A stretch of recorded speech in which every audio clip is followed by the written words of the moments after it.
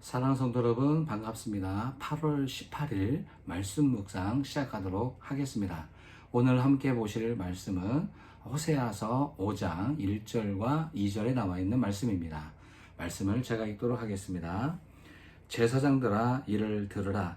이스라엘 족속들아 깨달으라. 왕족들아 귀를 기울이라. 너희에게 심판이 있나니 너희가 미스바에 대하여 올무가 되며 다볼 위에 친 그물이 됨이라. 패역자가 살육죄에 깊이 빠졌음에 내가 그들을 다 벌하노라. 아멘.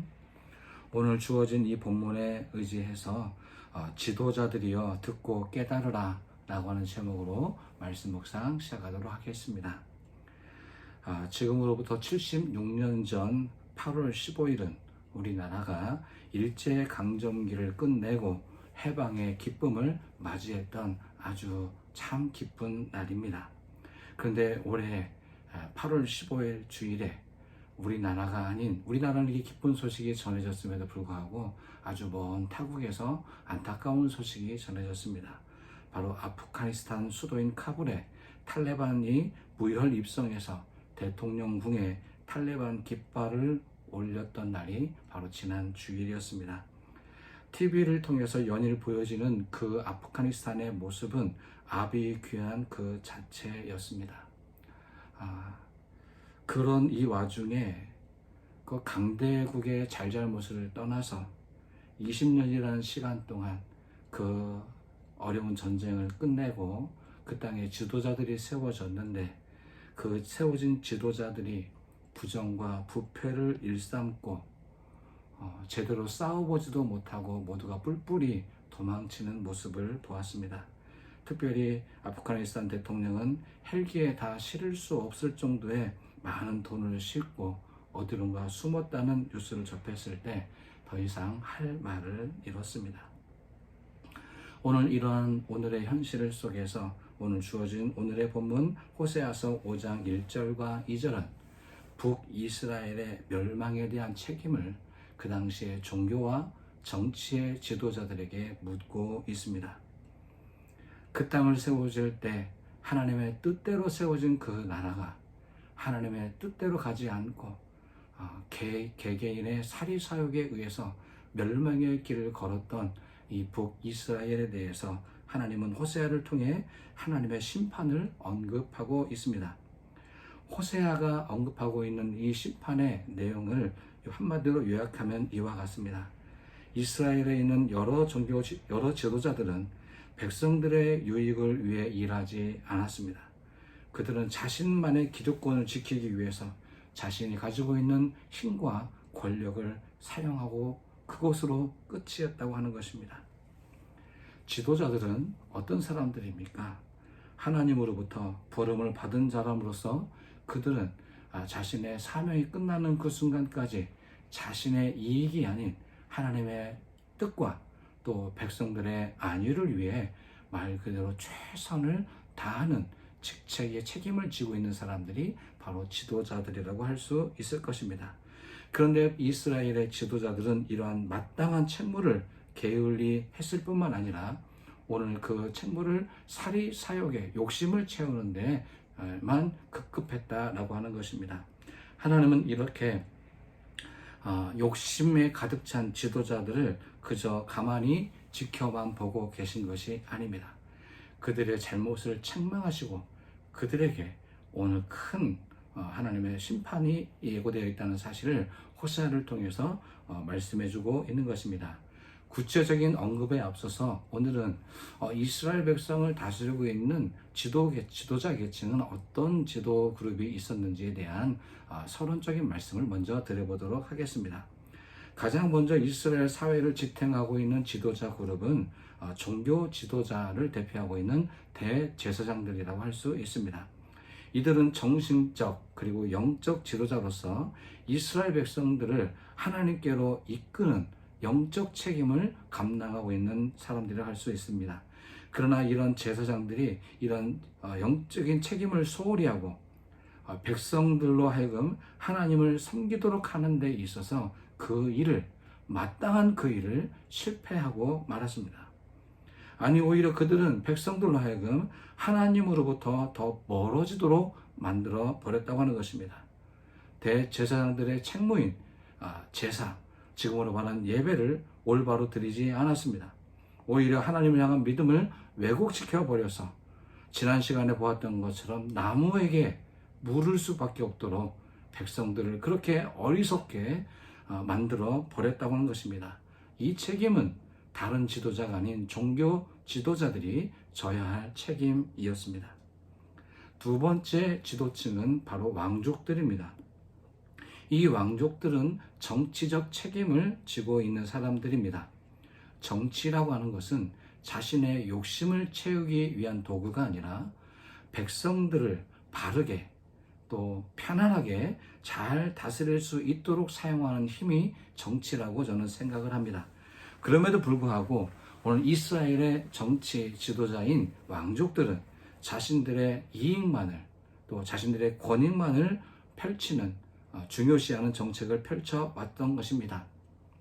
화해를 하고 또 타협을 할 때도 자신들의 이익이 되는 선에서만 타협하고 정치적 일을 감당했던 것입니다. 그 사이 이스라엘 백성들의 삶은 파탄에 이르게 되었던 것입니다. 마지막 실제적인 지도자인 족장들이 있었습니다. 이 사람들은 백성들과 가장 가까이에서 행정을 도맡아 일하는 사람들입니다. 이스라엘 사회에 정말 백성들 가장 친근한 꼭 필요한 사람들이 바로 이런 족장들이었을 것입니다. 그런데 오늘 종교 지도자 또 왕족들의 부패를 그대로 답습해서 그들이 가진 행정의 힘을 가지고 오히려 백성들의 모든 재산을 갈취하고 자신의 부요만을 추구했던 그런 족장들의 삶을 고발하게 될 것입니다. 그 당시 이스라엘 사회에 지도자로 세워져 있는 모든 계층의 지도자들이 이와 같이 타락해 버렸습니다. 이 타락에 하나님은 없었습니다. 하나님에 대한 믿음을 저버렸습니다. 그들의 눈에는 하나님이 보이지 않았습니다. 백성들도 안중에 없었습니다. 마치 서론에 언급했던 아프가니스탄의 대통령처럼 그에게는 오직 돈밖에 보이지 않았던 것 같습니다. 하나님의 기대, 하나님의 나라를 이렇게 세워가야 한다는 이런 공의와 정의는 거짓된 지도자, 욕심에 가득 찬 지도자의 귀에는 전혀 들리지 않았습니다. 오늘 호세아는 외치고 있습니다. 종교 지도자인 제사장들에게 들으라. 이스라엘의 족속들, 족장들아 깨달으라. 왕족들아 귀를 기울이라. 오늘 이 세 개의 부류의 지도자들에게 오늘 호세아 선지자는 들으라, 깨달으라, 귀를 기울이라 소리 높여 외치고 있습니다.